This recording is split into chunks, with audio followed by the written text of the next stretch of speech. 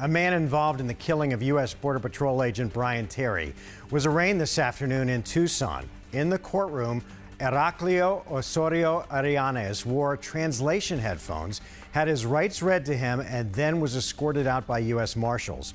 Osorio-Arellanes was extradited from Mexico to the U.S. yesterday. He's being charged in the death of Brian Terry, who was shot and killed in December of 2010 when he and other agents encountered smugglers north of Nogales.